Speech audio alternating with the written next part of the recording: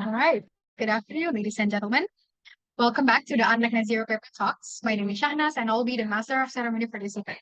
Thank you for everyone for joining us today. And I'd like to also extend a warm welcome to our speaker of the day, Dr. Wan Yun Hong from the Universiti Brunei Darussalam, who will be sharing insights from our academic paper titled Techno-Economic Review on Carbon Capture, Utilization, and Storage Systems for Achieving a Net Zero CO2 Emissions Future. As mentioned, the afternoon talk is part of the recurring ARNECC Paper Talks, which is usually held on the fourth Thursday every month. ARNECC, or short for the ASEAN Researchers Network on Energy and Climate Change, is an academic collective established by the ASEAN Center for Energy. This collective, which comprises scholars, researchers, analysts, and even students, is formed with the vision of being an interdisciplinary forum for discussions related to social, economic, governance, and technical issues related to the related to the energy climate nexus in ASEAN. Right, so this paper talk in which we are in today is part of the perks of being a registered ARNECC member. So if you are keen to explore and experience all the benefits of being an ARNECC member, please find the link of registration to be one, which I believe will be sent to the chat box shortly by our team. Now, ARNECC Paper Talks is established to provide a broad and dynamic platform for researchers to share their perspectives on energy climate issues and seek diverse opportunities to stream climate awareness through scientific approach.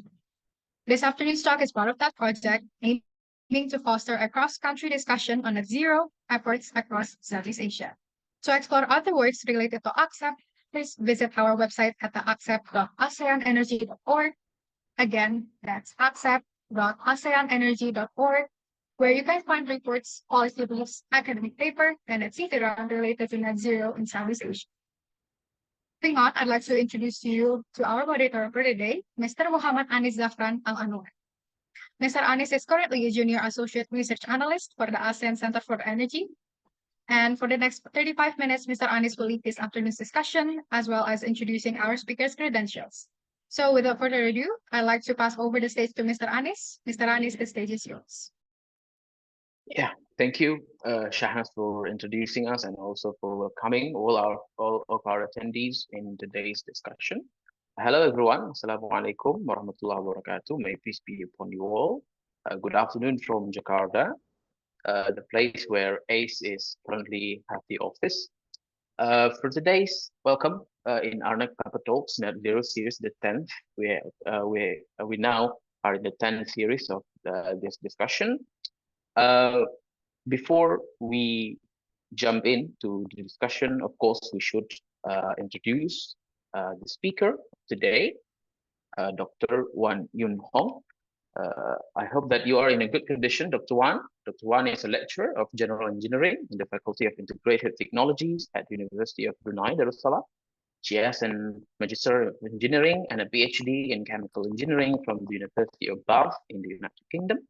And for today's discussion, we will have elaborate more on one of her latest publication published in 2022 by Carbon Capture Science and Technology, titled A Techno-Economic Review on Carbon Capture, Utilization, and Storage Systems for Achieving a Net Zero CO2 Emissions Future.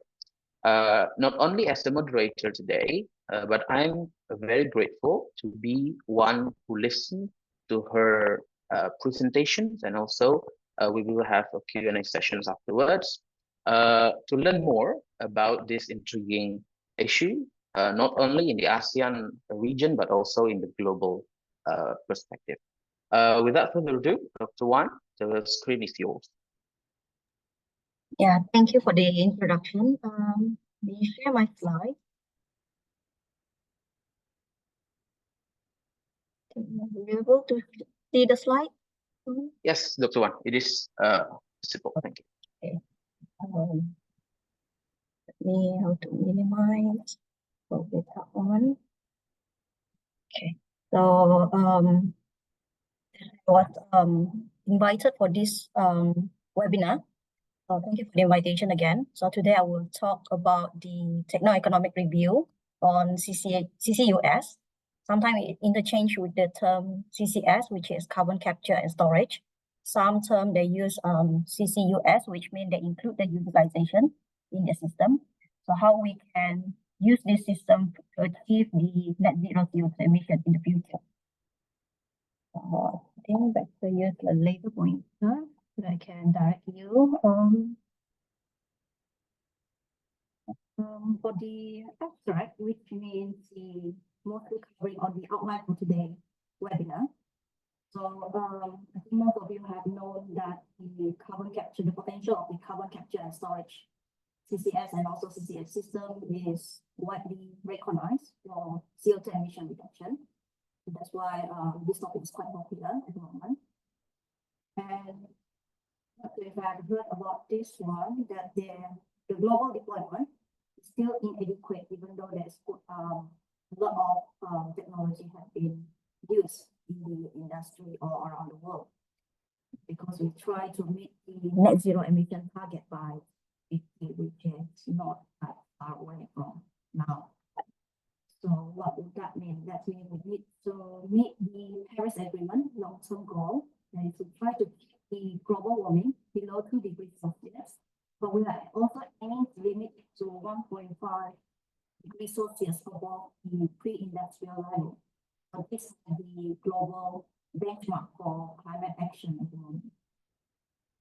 So I have a diagram, just a graphical abstract, where it summarizes all the processes for the CCUS. So as I mentioned earlier, first we need to capture to talk about what the technology. And then you can go through the transportation section or the part before you can transport it to other industry for utilization, which means you are trying to make it into some useful product for sale or for use by the community.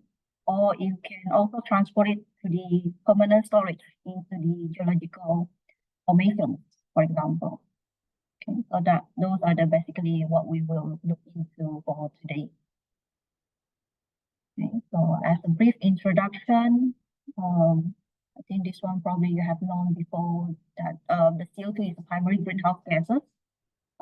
Besides nitrogen oxide and also methane, those are the other two of the greenhouse gas, but the most primary one is the carbon dioxide, which is people are looking into this one that causes the temperature to rise. That's why people are feeling hot nowadays because of the rise in temperature around the world. So they change the climate. So you can see a lot of climate changes around the world happening at the moment. So back to the point, so which means annually, your CO2 emission from human activity is more than what you try to remove. That is, we consider only by natural processes, which means, for example, by photosynthesis. So the CO2 emission is more than the CO2 removed, which means it's causing the CO2 level in the atmosphere to increase. That's why it's built up in the atmosphere and it trap the heat. That's why it increases the temperature of the Earth. Okay, so this I have a graph that shows the CO2 at concentration in the atmosphere. So it's denoted by the blue line. So you can see it's increasing from your x-axis is the year. So increase up. So I think this graph is up to 2020. So you can see the concentration of CO2 is increasing, and then the CO2 emission also increased to 2020. But at the end here, you can see that the CO2 atmospheric concentration is greater than the CO2 emission. So that is our aim. So we try to reduce the CO2 emission so that we do not bring about the increase in CO2 in the atmosphere. Okay, so some statistical value that I can give you is next one. In 2023, the global average CO2, the measure is 419.3 parts per million at the moment. So these are the best record for 2023, which means it has an annual mean growth rate of 2.83 parts per million. So this is quite high. For 2024, the value is they haven't calculated it yet because we are still in August at the moment. 2023, so they also regard this one as the world warmest year on the record, which means it is represented by the 1.18 degrees Celsius above the 20th century average. The average temperature is 13.9, so we have increased by 1.18 degrees Celsius more. So if you want to compare the 2023 temperature, compare it with the pre-industrial average, so it's increased by 1.35 degrees Celsius. So that one is quite close to the 1.5 degrees Celsius global limit that we try to achieve. So we don't want it to be going or reaching 1.5 degrees Celsius, because that will make the Earth getting hotter, and then they will have a lot of climate changes. So this one is another graph that can show you the difference in global average surface temperature. So you can see the blue one is the one below the average. The red one is the one that is causing the temperature getting hot upwards. For the diagram. This one is what you can see for the CO2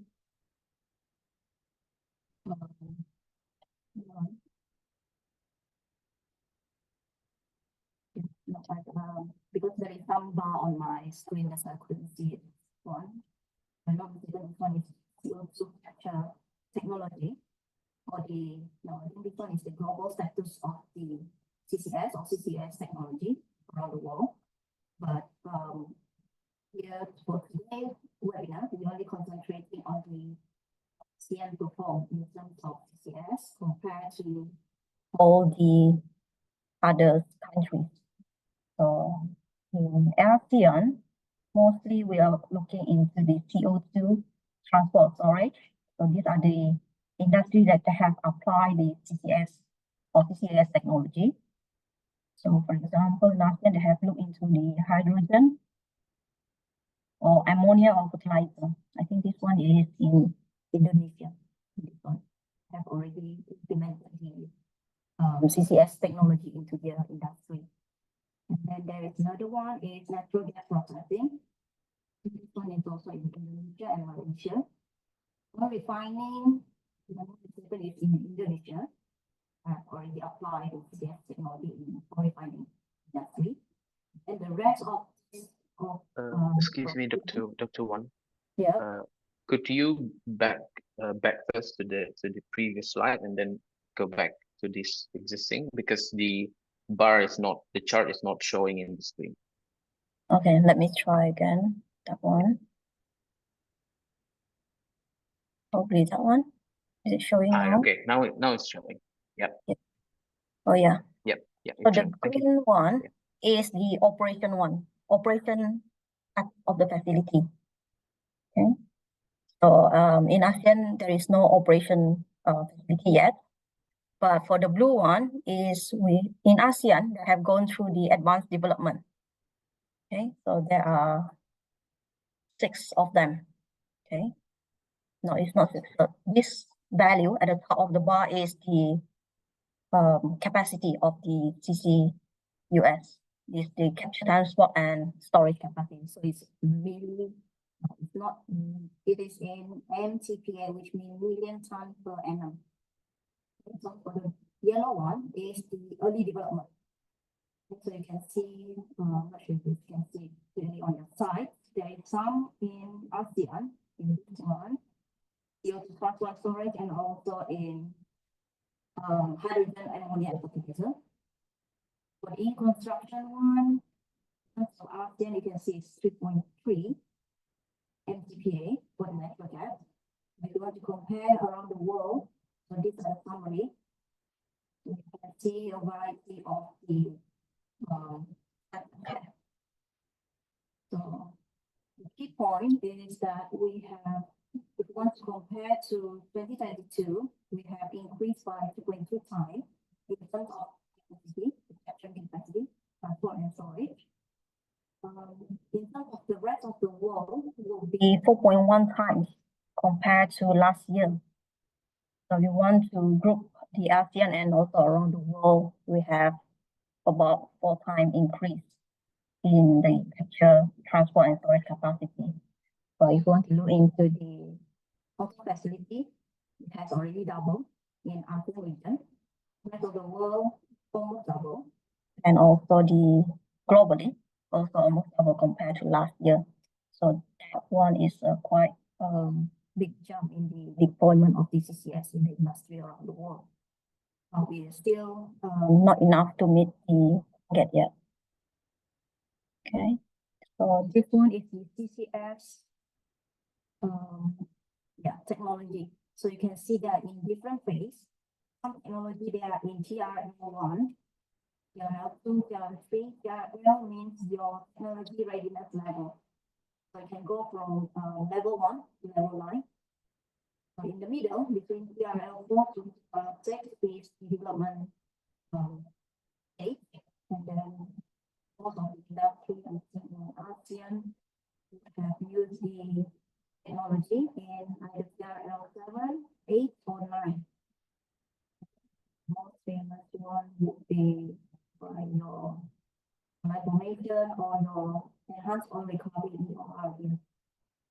Or you can put it into the, you can store the CO2 into the decreased oil and gas stage also.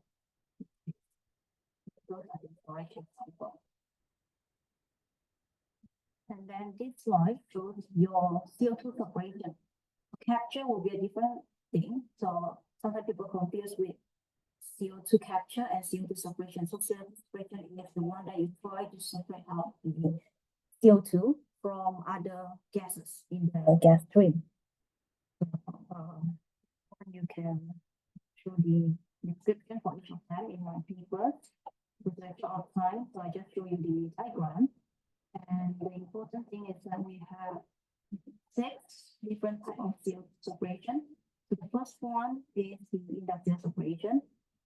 Second one is your what you call the post-combustion technology, which means you try to capture the CO2 after your process.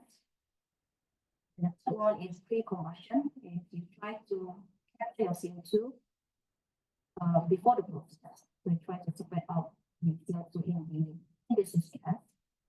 And then the fourth one is oxy-fuel combustion. The fifth one is chemical looping combustion, and the last one, which is the sixth one, will be direct air capture. And this one is at the moment we are getting the momentum for the direct air capture, where they try to capture the CO2 directly from the air. So this one shows you the graph for the CO2 capture technology. So this one, the bar will come out one after the other. So I try to show you the 3 different things. So first we try to look into how efficient they will be for each of these CO2 capture technology in terms of CO2 removal.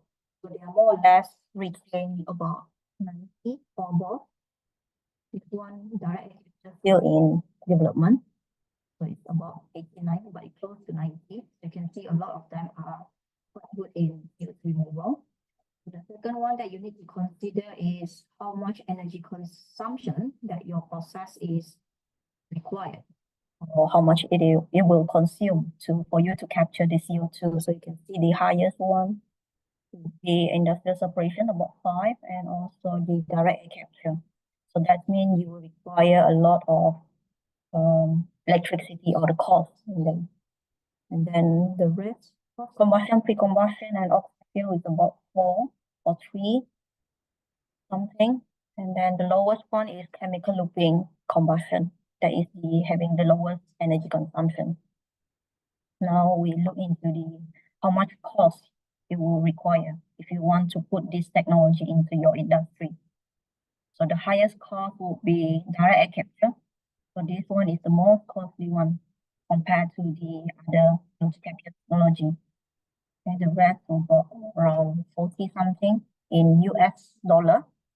So it's in US dollar per ton of CO2. Okay. And then the star at the top, which means that the value of the one that I calculated in terms of average. Okay. So there is a range for this one. So I just give you the average value. Okay, let's move on to the CO2 separation technique. So you have so this one, the previous one is the CO2 capture technology. So this one is the CO2 separation. So CO2 separation, you have 5 different type of technology. Absorption, probably most of you have heard of this before. It's different compared to adsorption, the second one. And then the third one is the membrane. The fourth one is cryogenic, and the last one is by biological means. So you can have a look on of them. I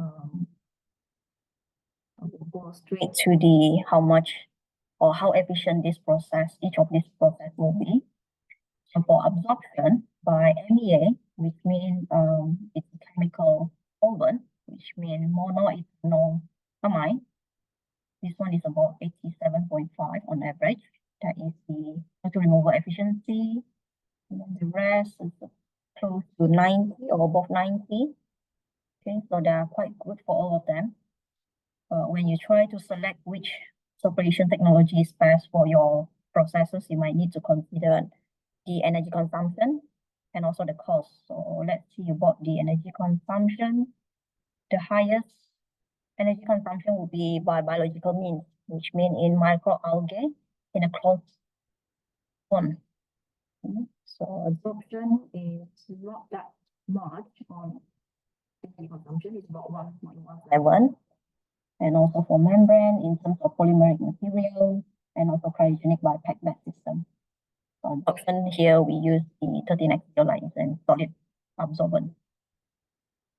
Okay, next one in terms of CO2 capture cost, your biological method will be the highest cost.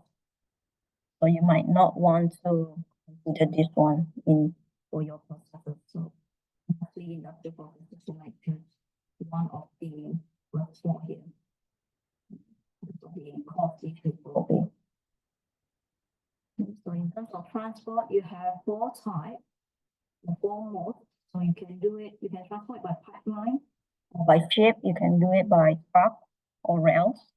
But most of this, the one most important, most famous one will be by pipeline and ship. So that's why we look into these 2 transport modes. First, I want to show you the single CCS demonstration project in Northern Europe. So, the capacity is about 2.5 megaton. It's megaton per CO2 per year. And these are just the indicative costs for the CO2 transport. So there is a difference between how long your pipeline will be. For example, the green one, the one that I showed you, the green bar is about 180 kilometers.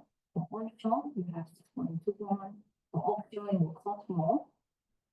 And then for ship, about in the middle, about 9.43. If you want to have a longer transportation, that will definitely going to cost a lot more, much more for offshore pipeline and also for ship also. So the highest cost will be offshore pipeline. For onshore pipeline, I don't have the data on that one. That's why there is no blue bar here. The next one that you can compare with the single CCS demonstration is with the large-scale CCS network. So for this one, you can see it increased from 2.5 megatons per CO2 per year up to 20 megatons per CO2 per year. So you can see the cost difference.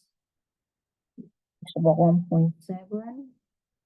Onshore pipeline, you can see lower value for offshore pipeline, but higher value for the ships, which is 12.76.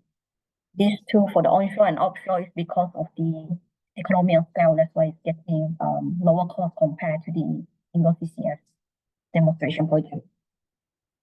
Let's see if you have longer transportation. Yeah, the same thing. It will increase compared to the 180 kilometer one. Okay, so this one again, I don't have data for the onshore pipeline, only have the offshore and also the ships. You can see the black bar is higher than the green bar. transport. Now we go to the CO2 utilization. And the first route after transport will be you can use it to make useful products or the fuel that you can put into your car or aircraft. That's the aviation fuel. Have a look on this one. Yeah. This one, just a summary. I want to show you how much CO2 you can utilize.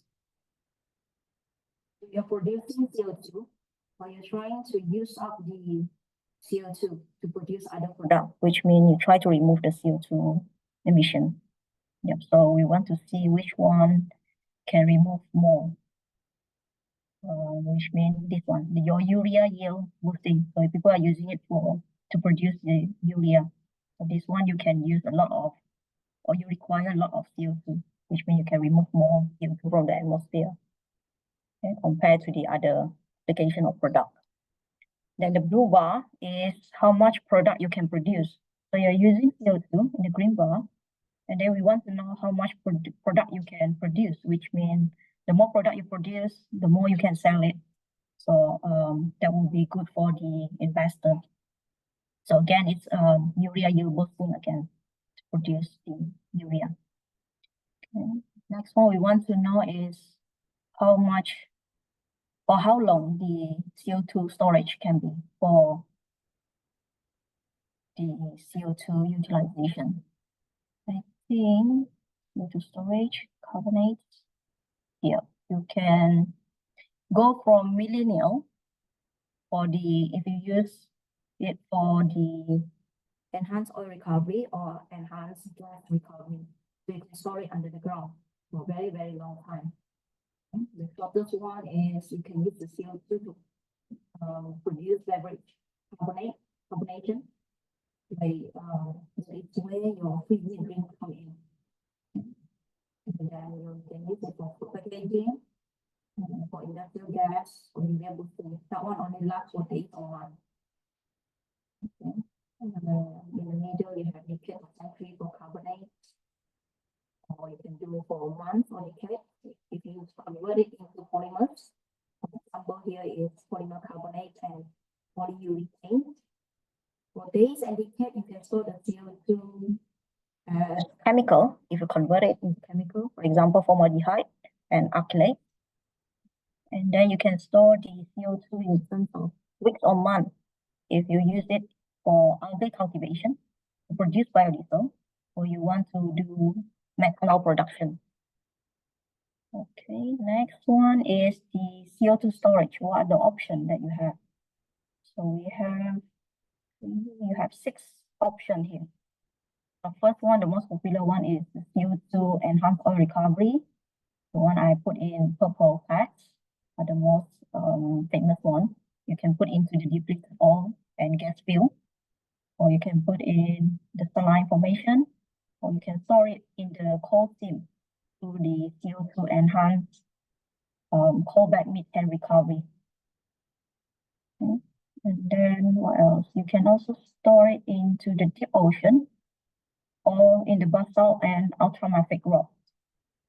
Okay, but here we only looking into 4 of these, the one that I put in purple text.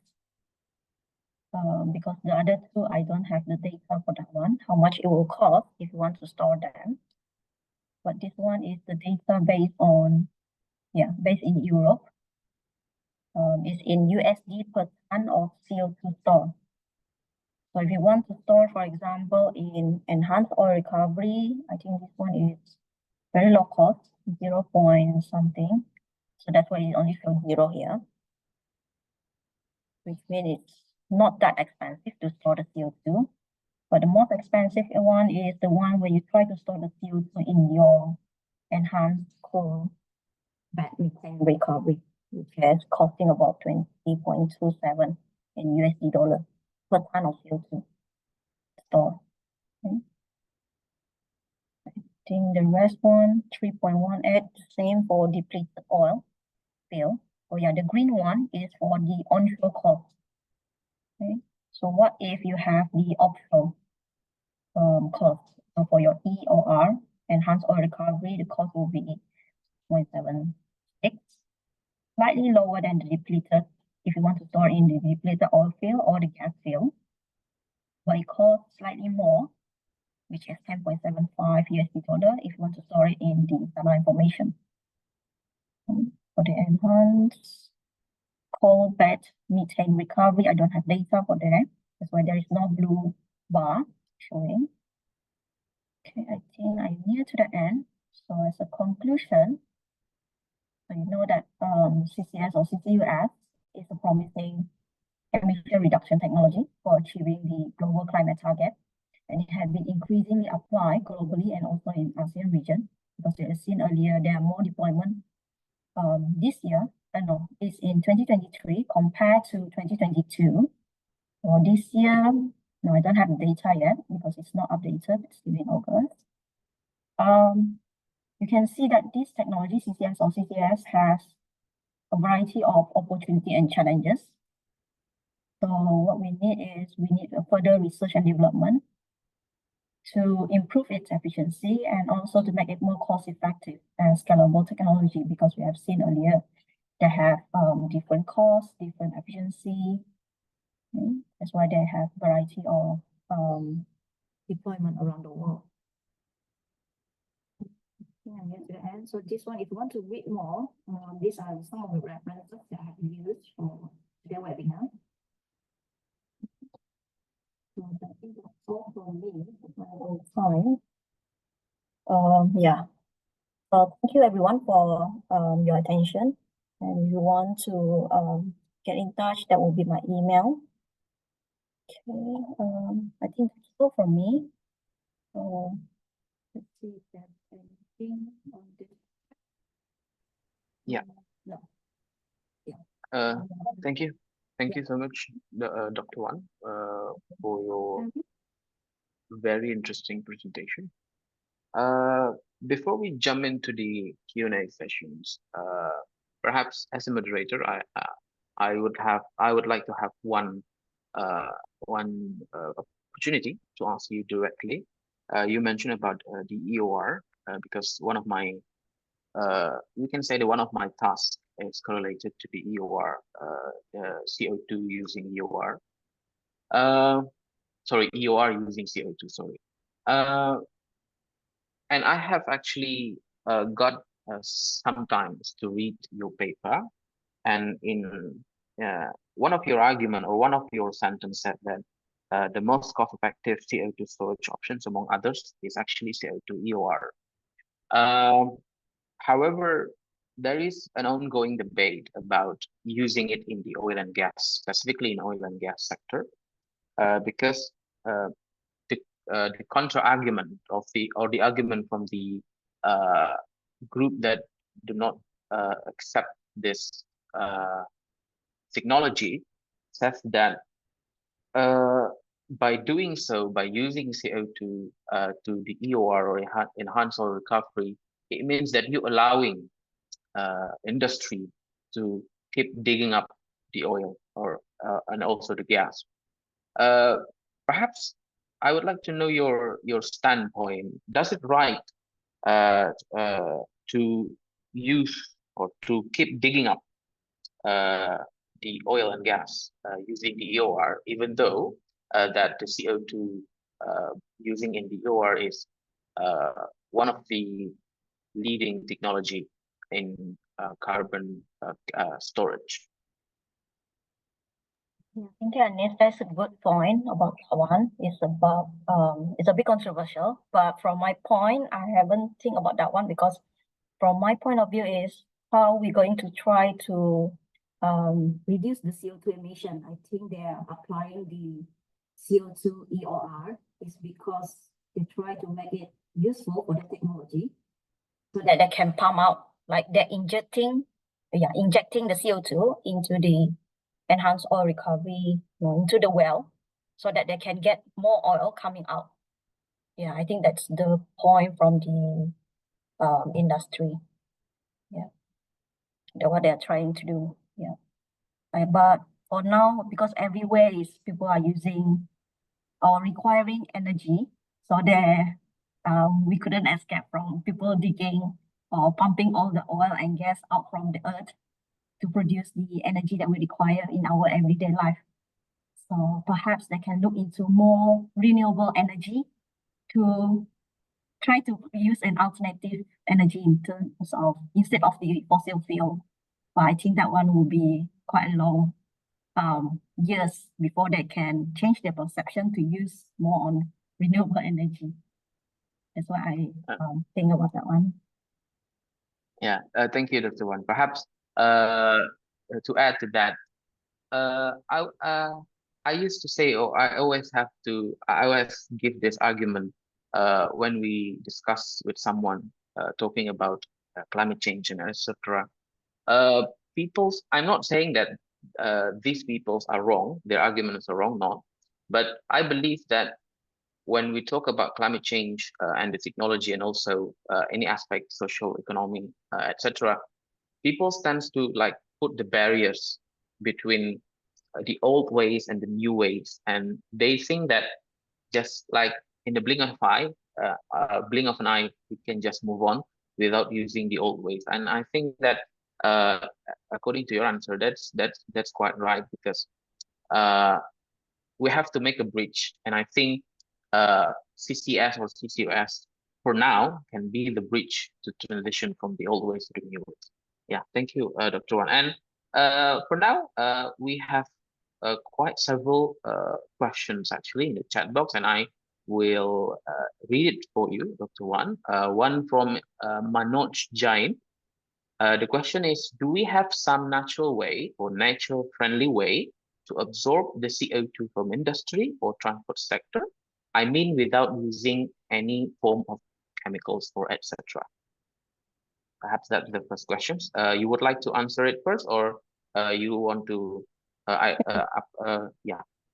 Sorry, can you repeat that again? Okay. Because So, I was on the chat, but it doesn't appear on my chat. okay.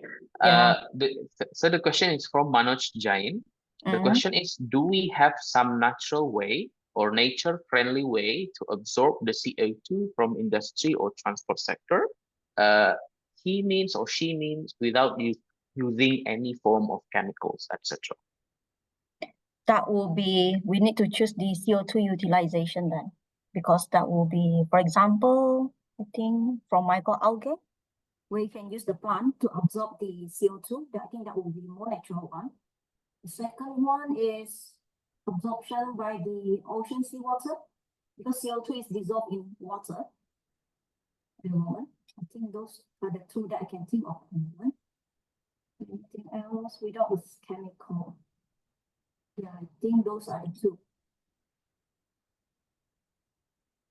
How about the using solid absorbent? Because that one doesn't involve any chemical. You just need to put a solid absorbent, you just pass through the gas, and then it will absorb by the solid absorbent. And then at the end, you will have some CO2 removed, so you have lower CO2 concentration. Not sure if that answers the question. Yeah. If I may, Dr. Wan, to follow through the questions, you said that using solid absorbent is one of the way to not using chemicals, but can it be used in large industry, or it's like middle or a little industry? Yeah, that one, they have already applied in the industry a long time ago. But that one, perhaps you cannot say it's natural because it's not from plant or from the earth, like the one that I mentioned before, it's from ocean or the plant microalgae. The one that I mentioned about the solid absorbent, it's we can call it the synthetic way of removing CO2. Okay. Yeah. Okay. Thank you, Dr. Wan. Let's move on then to the next question from Mr. Fauzi. He's asking, what are your thoughts on getting CCU or CCS up and running in Brunei by 2030? His argument, Brunei has plenty of depleted fields for carbon storage, but is one of a few major oil and gas producing country in ASEAN or APAC that has not announced CCUS specific national framework strategy or announcement. So he would like to know your thoughts on how Brunei or would Brunei using CC or CCS in 2030?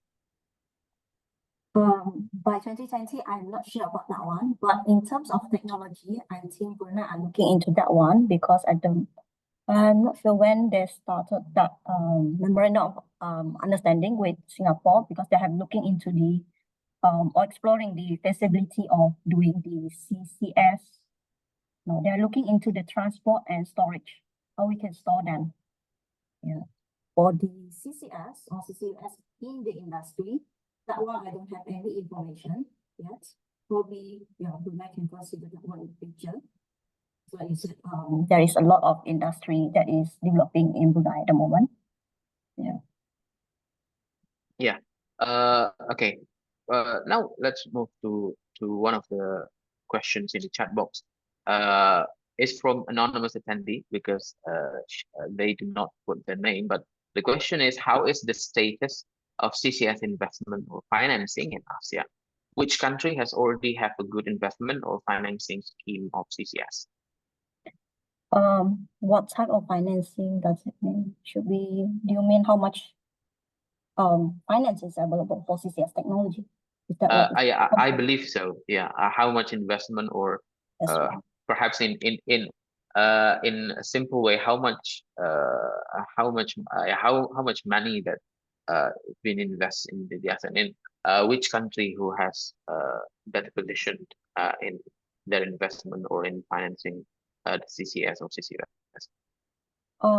The info that I have is the one from Singapore Economic Development Bank, where they have the funding initiative of, I think, Singapore dollar of 49 million to support the CCS research in our research, development, and deployment project.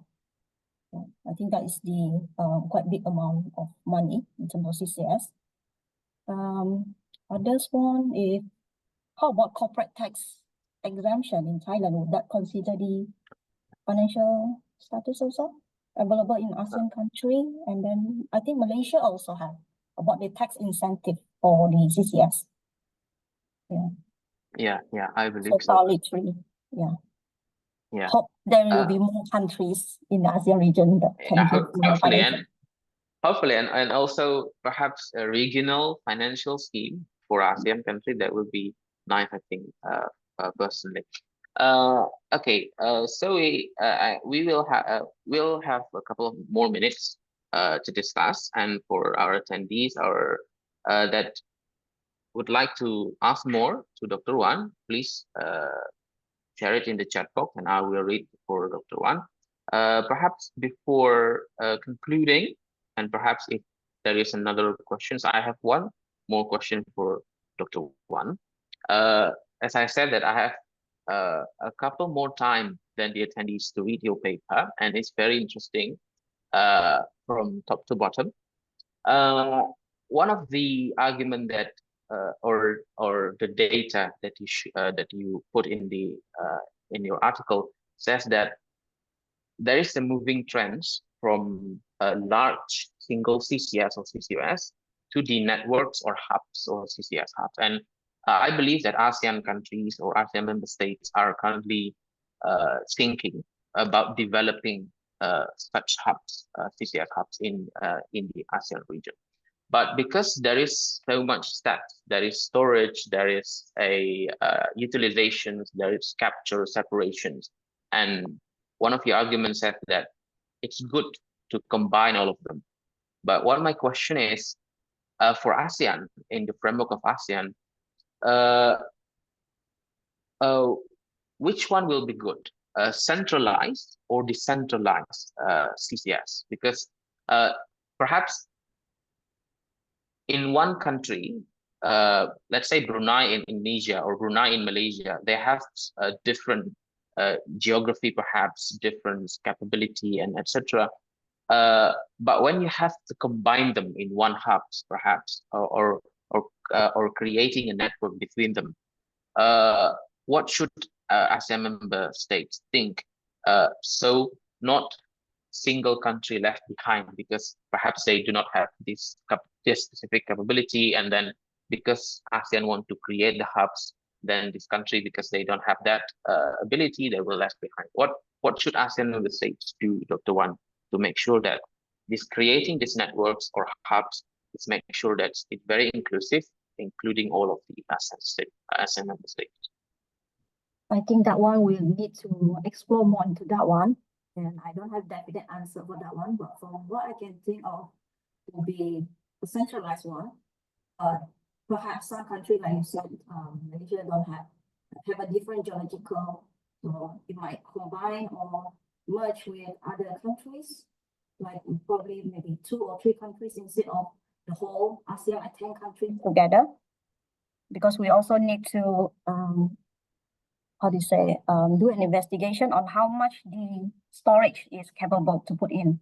If you like centralize, then perhaps all are transported or going into one area might not be safe, or it might not have the capacity to store everything.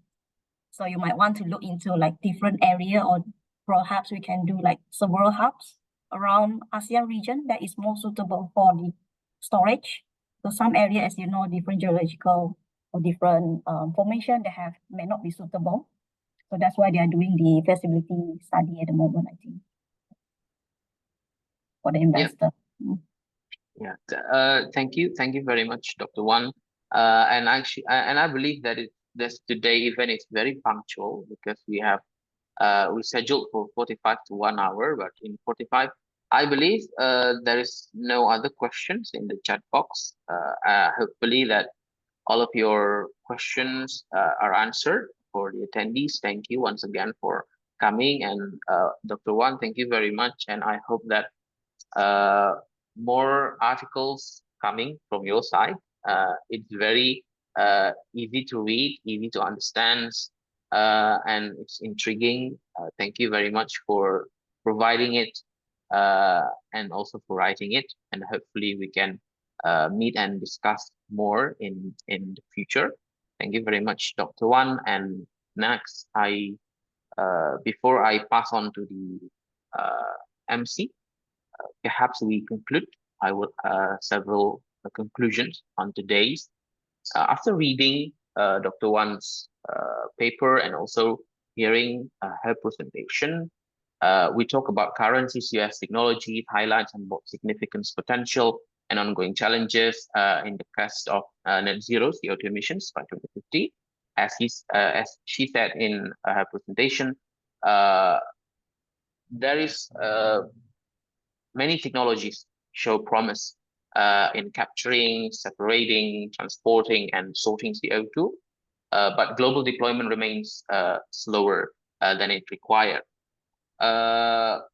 And also, according to my last question to her and her answer, that hybrid CCUS system is needed to enhance the technical performance, also improve energy efficiency, and more importantly, because it's related to the money, relates to the economy, it reduces the cost.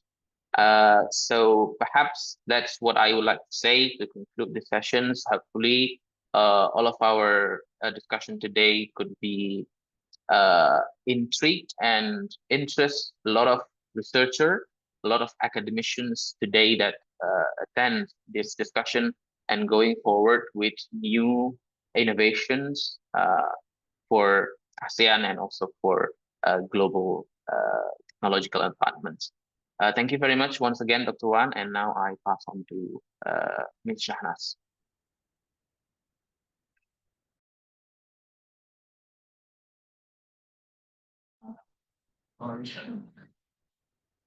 Right. Thank you so much, Mr. Anis, for moderating the discussion. I'd like to also extend a heartfelt gratitude again to Dr. Wan for the insights you shared today on the Techno-Economic review of CCUS systems for achieving a net zero future. The presentation and discussion were definitely helpful in putting into perspectives what role CCUS plays in recognizing the current energy systems that are in line with the national carbon neutrality targets of ASEAN members. We have also identified the challenges that arise from various technologies involved in all parts of the CCUS supply chain. So hopefully it will inspire a productive discourse on deciding how big CCUS roles plays in designing a greener ASEAN energy system on the momentum of the formulation of the next regional energy blueprint that we are currently developing here at the ASEAN Center for Energy, which to many is known as the APAE, or the ASEAN Plan for Energy Cooperation. Moving on, the next agenda will be a photo session between our speaker, Dr. Wan, and moderator, Mr. Anis. To Dr. Wan and Mr. Anis, please be ready and give your biggest smile to the camera. Okay. All right, perfect. I'll now lead the countdown. 3, 2, 1, smile.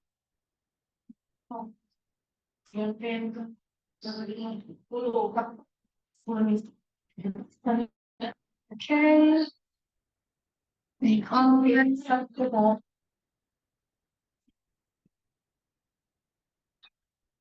Okay, perfect. Thank you. And thank you again, Dr. Wan and Mr. Anis. And to Dr. Wan, again, thank you for lending your precious time to share your insights on CCUS with us today. While for the audience, we hope the knowledge you gain from this webinar session will be a food for thought that can catalyze productive discourse in CCUS or even CCS utilization in the ASEAN region. Finally, this event has approached its end. Thank you everyone for attending as well as your lively questions. We will see you again in the next episode of ARNECC Paper Talks, because just a gentle reminder, ARNECC Paper Talks will be held monthly on every fourth Thursday, which means we will see each other again in September.